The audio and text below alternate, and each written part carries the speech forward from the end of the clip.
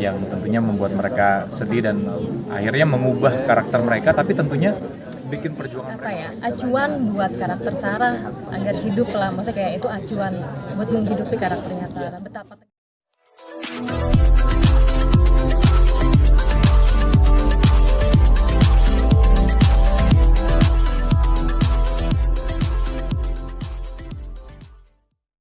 tentang filmnya nih, gimana bisa perankan jadi si Sarah dan ini karakternya. Iya,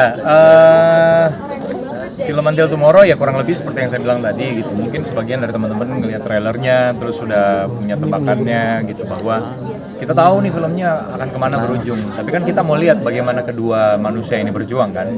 Nah sebenarnya itu sih yang pengen dihadirkan gitu. Dan ini juga jadi salah satu apa ya, tadinya pas saya ditawari gitu film Until Tomorrow, saya pas lihat kayak aduh sedih banget gitu. Mampu nggak ya saya untuk ngambil film seperti ini gitu, karena ini film pas begitu baca skripnya patah hati banget gitu. Tapi pada akhirnya kita coba cari sisi berbeda, kita coba cari perspektif lain. Ternyata yang saya temukan adalah ketika saya baca skripnya lagi berulang kali adalah yaitu tentang perjuangan gitu. Apapun kondisinya, ketika kita sudah memilih untuk hidup bersama seseorang gitu, ya berjuang sampai benar-benar akhirnya semesta bilang oke, waktunya udah selesai. Jadi tentang perjuangan sih, dan di film ini juga tidak melulu seperti yang kita lihat di trailer bahwa ini sedih-sedih mulu gitu. Enggak ya, mereka juga punya fase bahagianya gitu. Nah semuanya itu berjalan layaknya kehidupan aja ya. Mereka dari kebahagiaan apa segala macam, mereka yakin bahwa mereka akan menikah, menghabiskan waktunya sama-sama, maut akan menjemput mereka berdua dalam waktu yang sama. Ternyata di tengah-tengah keyakinan itu ada kabar yang tentunya membuat mereka sedih dan akhirnya mengubah karakter mereka, tapi tentunya bikin perjuangan mereka makin solid gitu. Mungkin ini aku tambahin sedikit sih, selain ini kita mau ngomongin tentang perjuangan juga dan romansnya si Haka sama Sarah, yang mau kita sampaikan juga adalah buat reminder aja sih buat kita untuk lebih menghargai waktu bersama orang yang dicintai.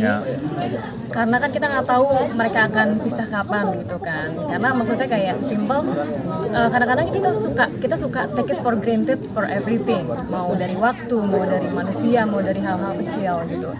Jadi aku sih cuma berharap film ini tuh bisa mengingatkan kita semua untuk ya itu lebih menghargai dan karena dengan kita punya waktu sehari aja sama orang yang kita cintai itu kayak menurut aku tuh anugerah sih. Gitu. Itu yang disampaikan juga di sini. Ada kesulitan nggak sih perankan Sarah itu? Kalau kesulitan sih ya tadi aku sempat sampaikan juga, karena kan ngebawain karakter Sarah itu nggak bisa sembarangan, karena ini kan terinspirasi diangkat dari kisah nyata. Jadi gimana caranya emang steril mungkin, karena kan Sarah itu kan mewakili perasaan dan kejadian yang nyata gitu kan. Makanya kan aku sampai yang diskusi sama survivor cancer di luar sana gitu, yang aku nanya gimana tentang perasaan mereka, keluh kesah mereka dan apa yang mau disampaikan, gimana strugglingnya gimana gitu kan. Dan ternyata yang aku dapatkan adalah bahwa mereka tuh sangat semangat sekali gitu, kayak mereka fighting spiritnya sangat tinggi banget. Dan makanya tadi aku sampaikan tadi juga itu yang menjadi acuan buat karakter Sarah agar hidup lah, maksudnya kayak itu acuan buat menghidupi karakternya Sarah, betapa tegarnya dia berjuang melawan penyakitnya yang sakit banget itu gitu.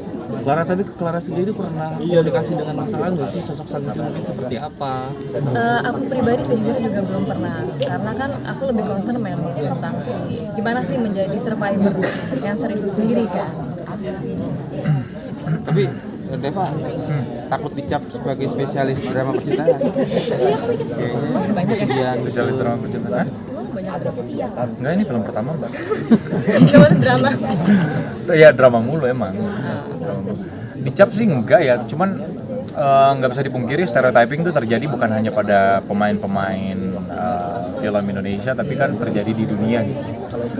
Betapa kita ngecap Tom Cruise hanya main film blockbuster, film anti Academy Award gitu misalnya gitu ya, yang penting duitnya banyak gitu. Cap-cap kayak gitu pasti ada sih, tapi kalau saya sih sebenarnya panggilan utamanya adalah skripnya. Kalau emang saya suka, saya sih nggak ngebeda-bedain genre ya, nggak ngebeda-bedain genre. Terus juga temanya, terus juga semangat atau spirit yang mau dibawa sama filmnya itu apa gitu. Saya nggak ngebeda-bedain. Yang penting skripnya harus ini dulu, harus manggil dulu. Kalau misalnya saya baca, ada beberapa momen memang ya kalau jujur-jujuran nggak semua tawaran yang masuk saya ambil. Kenapa? Karena gitu, kadang-kadang ada momen dimana ketika kita baca skripnya kita nggak bisa relate pertama, terus kemudian yang kedua kayak ngerasa bahwa untuk menghidupkan karakter ini dibutuhkan terlalu banyak hal-hal yang sifatnya tidak organik gitu. Sementara kita pengen ngadirin sesuatu yang believable, harus organik gitu. Nah, ketika baca skripnya Until Tomorrow, karena draftnya udah banyak, kita tuh terima skrip itu draft berapa kan? Tadi kan katanya udah sampai 78. Kita tuh pemain terima tuh udah di level draft 3, 4 yang mana sebenarnya udah sama produser dan penulis tuh udah dibikin sebagus mungkin. Jadi pas kita terima itu tinggal minor ini doang, revisi doang gitu. Jadi itu sih kalau masalah dicap sih ya saya sih nggak keberatan sih kalaupun misalnya pada akhirnya ada stereotyping itu gitu. Tapi pada akhirnya yang lebih penting buat saya adalah orang-orang bisa menikmati filmnya dan bisa believe sama karakter yang saya bawain. Oke. Jangan lupa ya di subscribe dan nyalakan lonceng notifikasinya.